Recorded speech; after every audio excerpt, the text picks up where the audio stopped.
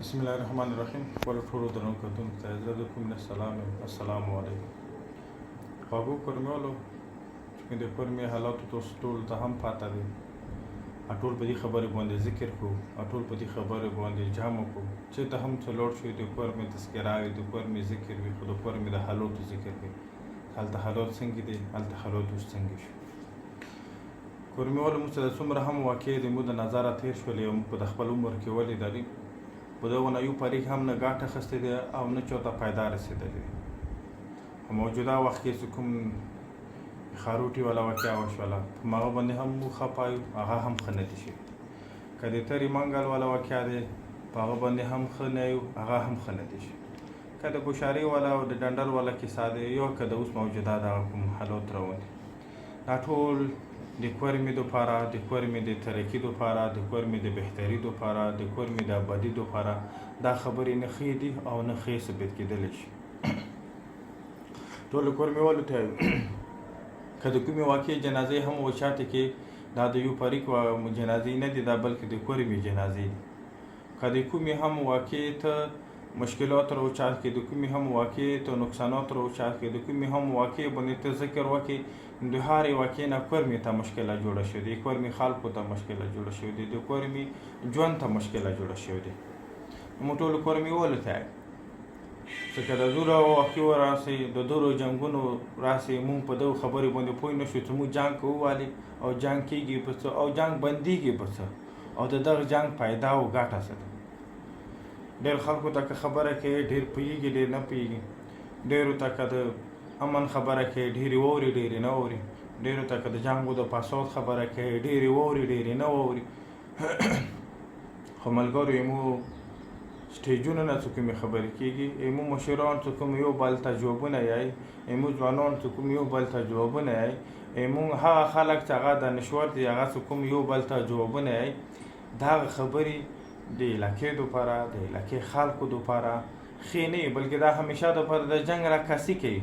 جنګ همیشه دپاره د لهجو نه سټټېږي، او جنګ همیشه دپاره بیا ختمیږي په مړو باندې، بیا ختمیږي د یتیمانو جوړونې باندې، بیا ختمیږي د کورونو ویرونو باندې.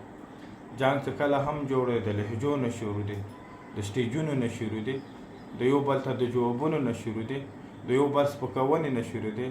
یو دپاره احترام نه لري، بل دپاره احترام نه لري. یو دپاره درانده خبر نه کوي، بل دپاره درانه خبره کوي. یو سپکول غواړي، بل سپکول غواړي. خو حقیقت دا دی چې موږ کورمیوال سپک کړل. حقیقت دا دی چې موږ خپله کورمه سپکه کړله. حقیقت دا دی چې د کورمې کوم کادر دی هغه مو سپک کړل. نو موږ ټولو خپلو مشرانو ته یو، چې هغه مشران چې هغه ته مو شپونکي یایو، چې هغه د قوم نمایندګي کوي، د وطن نمایندګي کوي، مونږ هغو ته بور بروي، خپلې لهجو سره ګذره، خپلې لهجو سره ګذره. هره یوه هغه خبره چې هغه اشر ته ځي، ویلې مو هغې خبرې ته تقویت ورکړو، ویلې هغې خبرې ته متوجه ورکړو.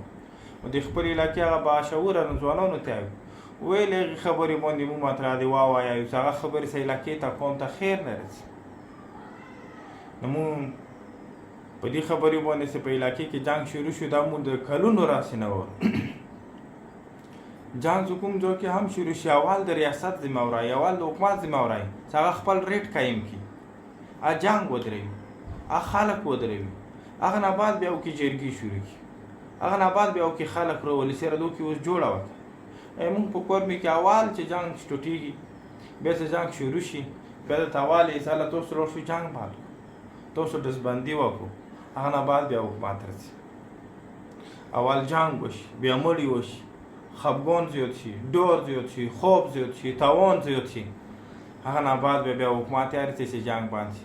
هغه نه بعد بیا جرګې جوړېږي چې جنګ بند شي. چې جنګ بند شي، بیا څو ورځو پخته پرې خاموشي وي. بیا چې کله کومه واقعه د جنګ سبب جوړېږي، نو موږ حکومت ته یایو چې حکومت ته ته کومې خبرې انتظار کوي، چې دا خلک په لهجو کې جنګ کوي، هم ته خاموش. دا خلک چې یو بل ته جوابونه ورکوي، ته هم بیا خاموش. دا خلک چې په ځمکو په پیټولو باندې، د یو بل ته په حق ورکونې باندې جګړه کوي، ته هغه وخت کې هم خاموش.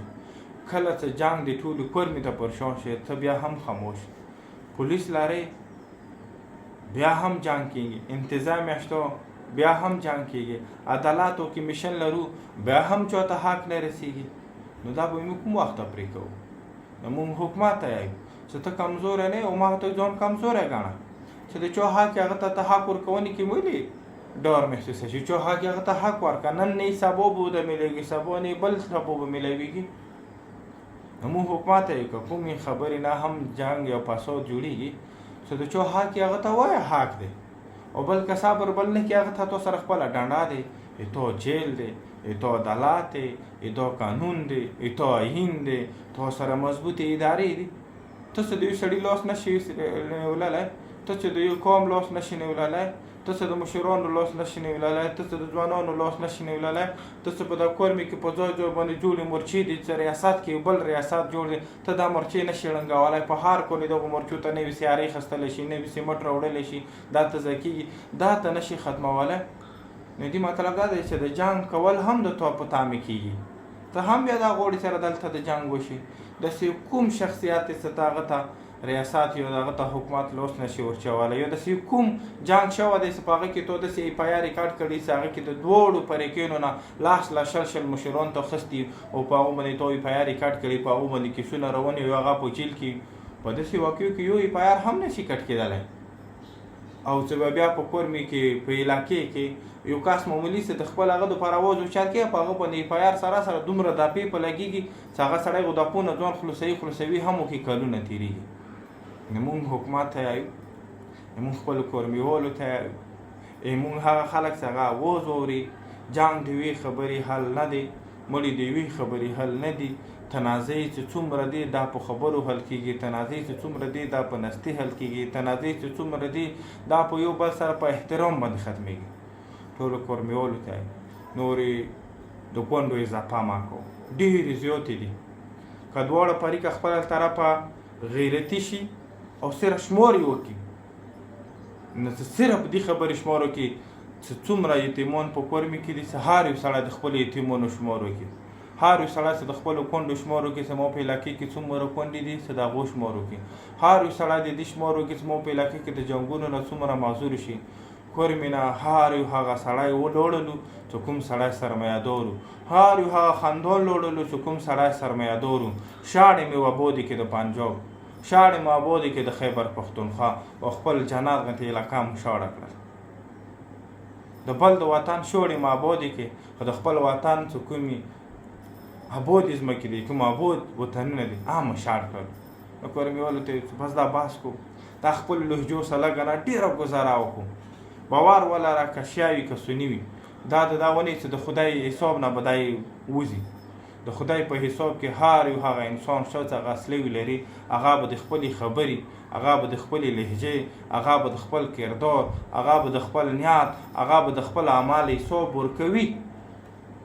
چې کوم هم یو سړی دلته وکړي، دا ونې چې سني وایي چې زه به د خدای حساب نه بر یم، دا د شیا ونې چې زه به د خدای حساب نه بر یم، هر یو سړی به د خپل عمل او د خپل نیت حساب ورکوي. بس په کار یې چې هغه خبره وکړو چې هغه انسانیت ته خیر وکړي، بس په کار یې چې هغې خبرې ته تقویت ورکړو چې علاقې ته ژوند راوړي، علاقې ته ترقي لري، علاقې ته خوند راوړي، علاقې ته خوشحالي راوړي، علاقې ته خندا راوړي. هغه خبرې به څه کوو چې بربادي راوړي، جنګ راوړي، فساد راوړي، ژړا راوړي، ویر راوړي، یتیمان راوړي، کونډې راوړي، ګوډیان راوړي، شالیان راوړي، خلک رانه تښتي، افسران رانه تښتي، خلک رانه نفرت کوي، خلک یې خاورې نه یې خلکو نه نفرت کوي، د خلکو یې حالاتو واقعیاتو نه نفرت کوي، خلک یې موسم نه نفرت کوي. هر هغه شی چې دلته په کورمې کې اویلیبل هغه نه خلک نفرت کوي په وجه د دې ایمو تو د راوي وجه نه، ایمو تو د حالاتو وجه. مننه.